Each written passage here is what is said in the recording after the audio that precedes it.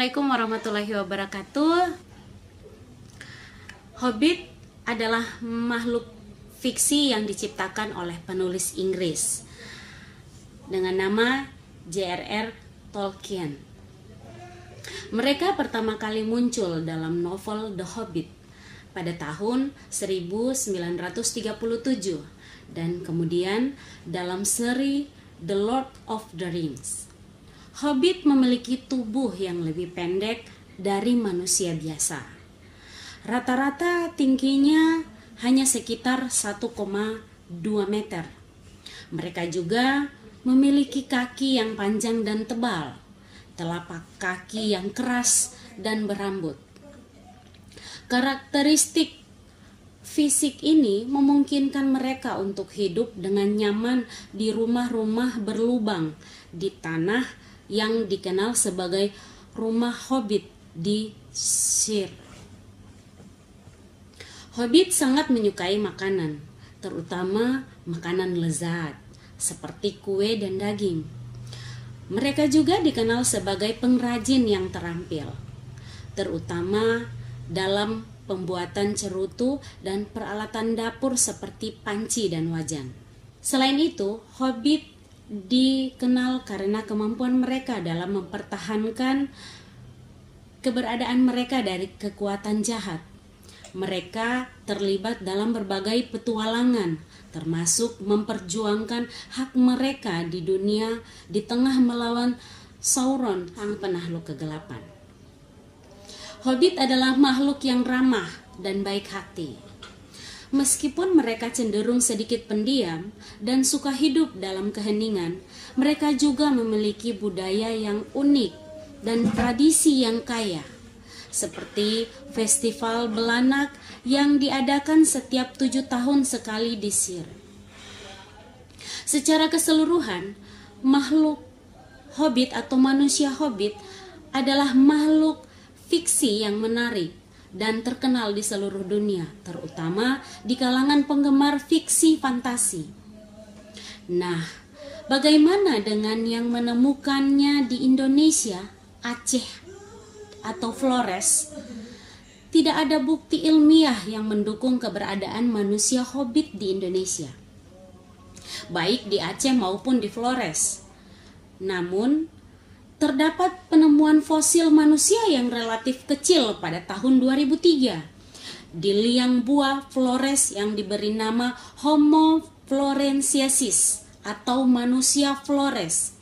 Dalam beberapa sifat morfologi, Homo florensiensis memiliki kemiripan dengan manusia Hobbit dalam kisaran ukuran tubuh. Meskipun begitu, Homo florensiensis dianggap sebagai spesies manusia yang berbeda dan bukanlah manusia Hobbit dalam aksi fiksi. Penemuan Homo florensiensis sangat penting karena mengubah pandangan kita terhadap evolusi manusia dan menunjukkan bahwa spesies manusia yang lebih kecil daripada Homo sapiens juga pernah hidup di masa lalu. Namun, penemuan ini tetap menjadi sumber perdebatan dan penelitian lanjutan. Masih diperlukan untuk memahami evolusi manusia secara lebih lengkap. Secara detail, penemuan fosil Homo florensiensis atau manusia Flores pada tahun 2003 di liang buah Flores merupakan salah satu penemuan arkeologi dan paleontologi terbesar dan paling menarik pada abad ke-21. Homo florensiensis adalah spesies manusia kerdil yang hidup sekitar 100.000 hingga 60.000 tahun yang lalu di Pulau Flores di Indonesia.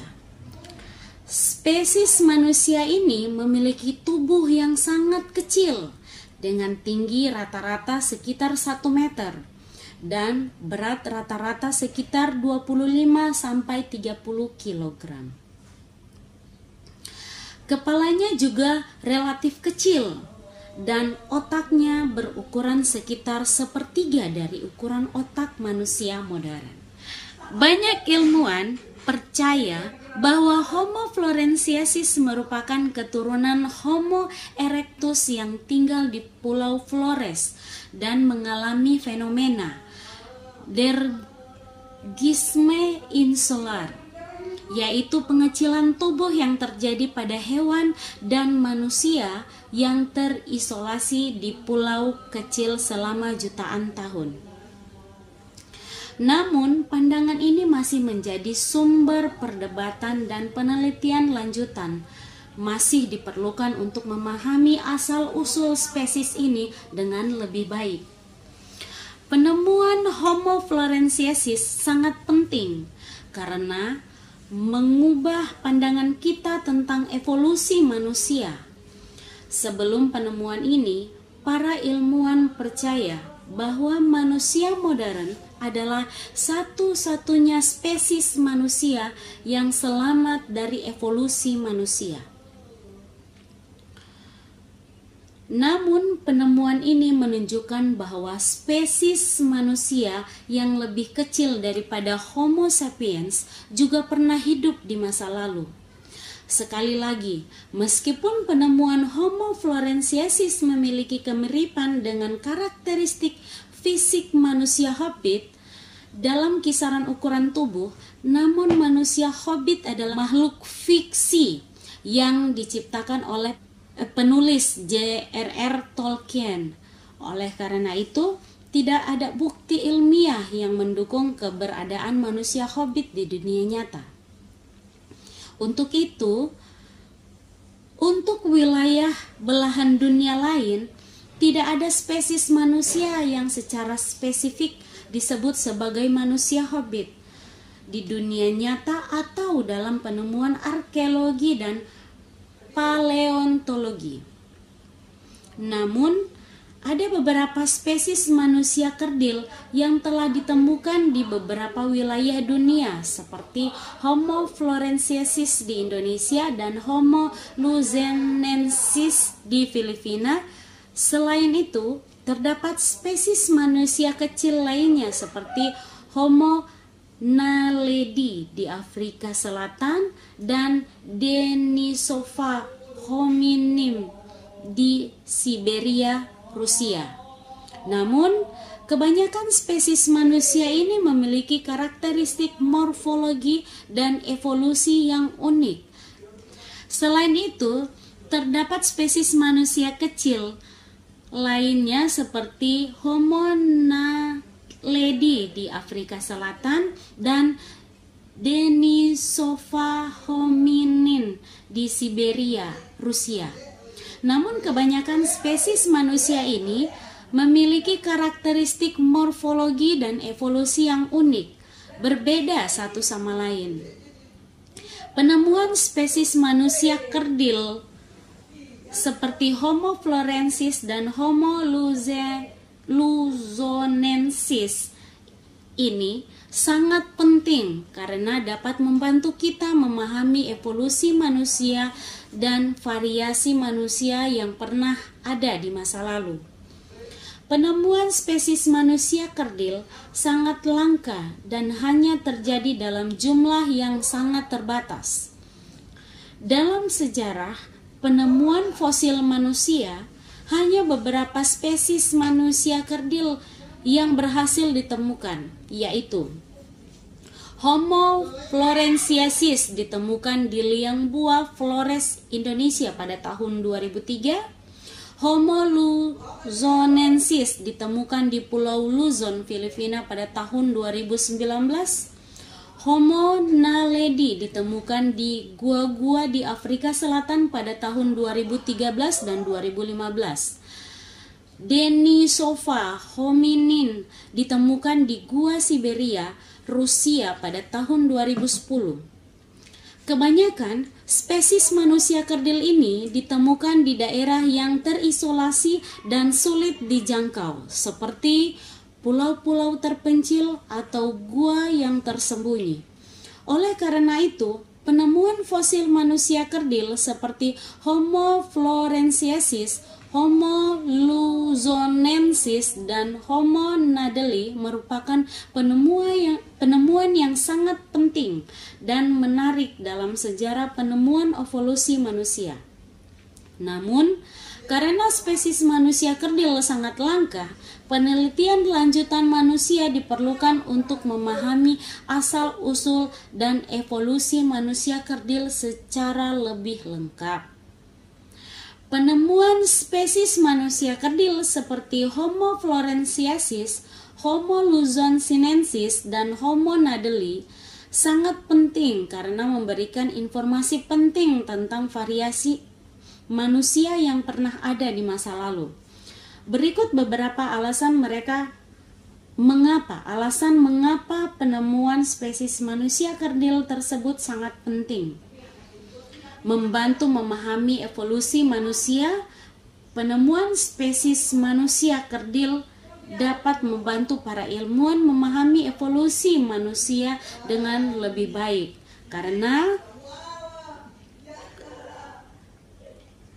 karena spesies manusia kerdil memiliki karakteristik fisik dan morfologi yang unik. Hal ini memberikan informasi penting tentang variasi manusia yang pernah ada di masa lalu dan mengungkapkan variasi spesies manusia yang tidak terduga. Membantu memahami adaptasi manusia. Spesies manusia kerdil hidup di lingkungan yang berbeda. Dan oleh karena itu, penemuan spesies manusia kerdil seperti Homo floresiensis dapat membantu para ilmuwan memahami adaptasi manusia terhadap lingkungan yang berbeda-beda. Misalnya, Homo floresiensis tinggal di Pulau Flores yang terisolasi dan mungkin memahami pengecilan ukuran tubuh sebagai adaptasi terhadap kondisi lingkungan yang terbatas. Yang ketiga, membantu mengembangkan teori evolusi manusia. Penemuan spesies manusia kerdil seperti Homo floresiensis dan Homo luzonensis dapat membantu mengembangkan teori evolusi manusia dengan lebih baik. Teori evolusi manusia didasarkan pada bukti fosil dan penemuan spesies manusia kerdil ini dapat membantu memperkuat dan mengubah teori evolusi manusia yang telah ada sebelumnya. Keempat, memberikan wawasan tentang keragaman manusia, di mana penemuan spesies manusia kerdil seperti Homo floresiensis, Homo luzonensis, dan Homo nadeli juga memberikan wawasan tentang keragaman manusia yang telah ada di masa lalu. Hal ini membantu kita memahami bahwa manusia tidak selalu muncul dalam bentuk yang sama dan bahwa variasi manusia telah ada sejak zaman prasejarah.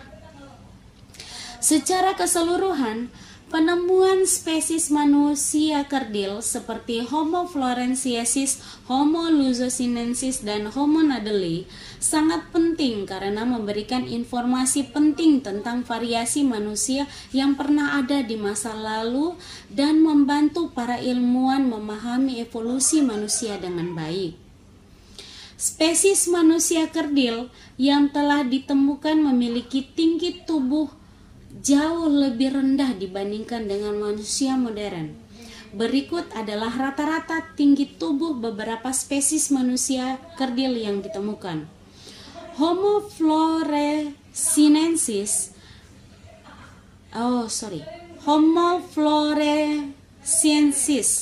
rata-rata tinggi tubuh sekitar 1 meter atau 3,3 kaki. Homo luzonensis rata-rata tinggi tubuh belum dapat diketahui secara pasti karena spesies ini masih belum diketahui secara mendalam.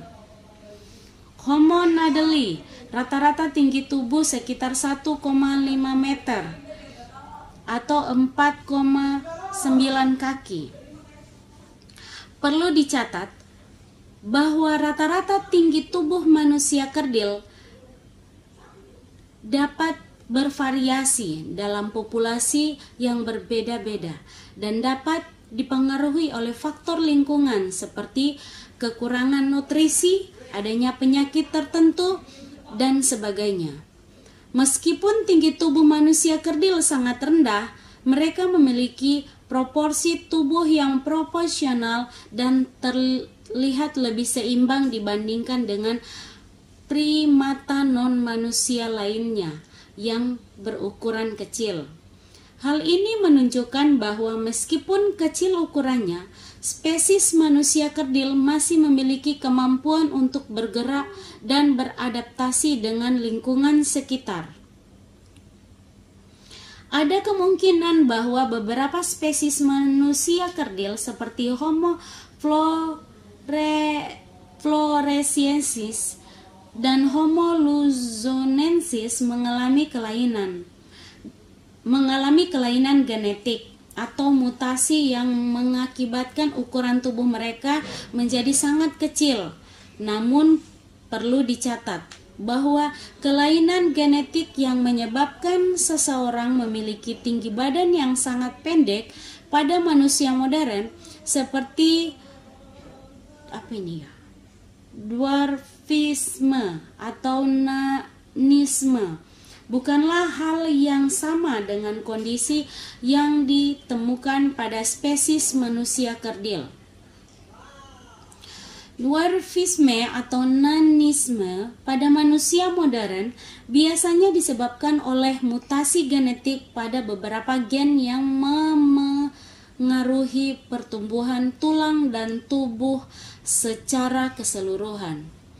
Kondisi ini juga dapat disebabkan oleh masalah kesehatan lain seperti defisiensi hormon pertumbuhan. Namun, manusia modern yang mengalami dwarfisme atau nanisme masih memiliki proporsi tubuh yang normal dan fitur wajah yang sama seperti manusia pada umumnya. Sementara itu, spesies manusia kerdil seperti Homo floresiensis memiliki karakteristik yang berbeda dari manusia modern, termasuk bentuk tengkorak, ukuran gigi, dan proporsi tubuh yang berbeda. Hal ini menunjukkan bahwa spesies manusia kerdil tersebut bukan hanya manusia modern yang mengalami kelainan genetik atau mutasi, tetapi spesies manusia yang berkembang secara alami dengan ciri-ciri yang berbeda. Oleh karena itu, spesies manusia kerdil tidak dapat dianggap sebagai bentuk dwarfisme atau nanisme pada manusia modern. Atau mungkin mereka itu hanya kera. Tidak. Spesies manusia kerdil yang telah ditemukan seperti Homo floresiensis dan Homo luzonensis dan Homo nadeli bukanlah kera atau primata non-manusia lainnya. Meskipun ukuran tubuh mereka kecil, spesies manusia kerdil memiliki ciri-ciri fisik yang khas dan khasiat anatomis yang membedakan mereka dari primata non-manusia lainnya. Contoh, Homo floresiensis memiliki otak yang relatif kecil, tetapi memiliki bentuk tengkorak dan rahang yang mirip dengan manusia purba lainnya. Mereka juga memiliki gigi dan gigi geraham yang relatif besar, serta proporsi tubuh yang unik dengan tulang paha dan betis yang lebih pendek. Ciri-ciri ini menunjukkan bahwa Homo floresiensis adalah spesies manusia yang berkembang secara terpisah dan memiliki adaptasi yang berbeda-beda dalam lingkungan yang berbeda pula. Oleh karena itu, meskipun ukuran tubuh mereka kecil, spesies manusia kerdil yang ditemukan bukanlah primata non-manusia atau kera, tetapi spesies manusia yang memiliki ciri-ciri anatomis khusus dan memenuhi semua kriteria definisi manusia. Bagaimana di Afrika?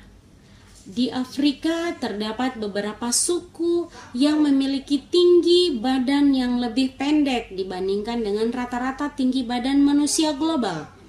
Salah satu contoh suku tersebut adalah suku Pygmy yang terbesar di beberapa negara di Afrika Tengah dan Barat seperti Republik Kongo, Gabon, Kamerun, dan Republik Afrika Tengah.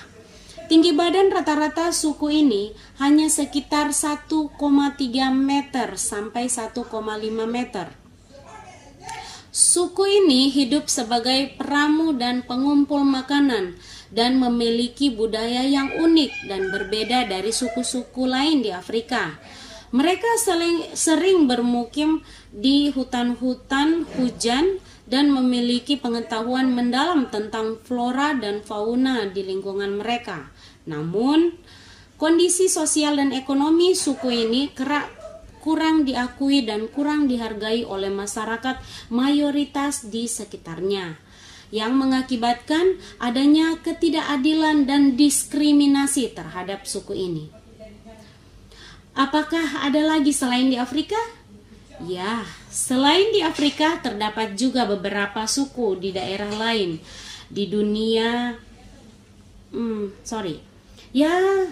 Selain di Afrika terdapat juga beberapa suku di daerah lain di dunia yang memiliki tinggi badan yang lebih pendek dibandingkan dengan rata-rata tinggi badan manusia global. Beberapa contoh suku tersebut adalah suku Negrito di Asia Tenggara.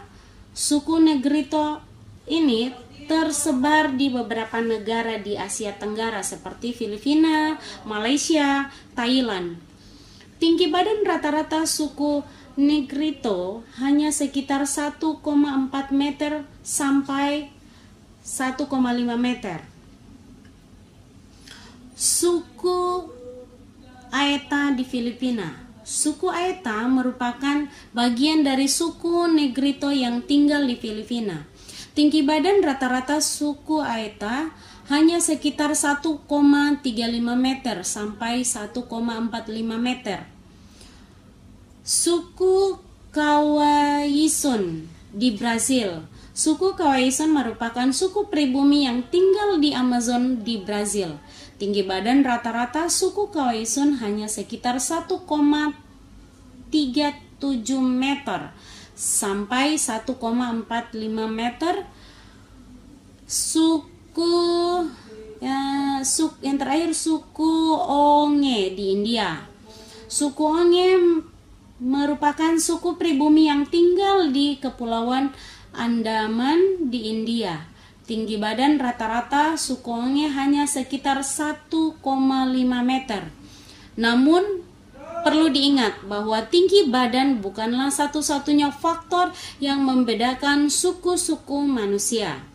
Setiap suku memiliki ciri-ciri fisik, budaya, bahasa, dan kebiasaan yang unik dan beberapa dari suku-suku lainnya. Ya, demikian. Terima kasih. Wassalamualaikum warahmatullahi wabarakatuh.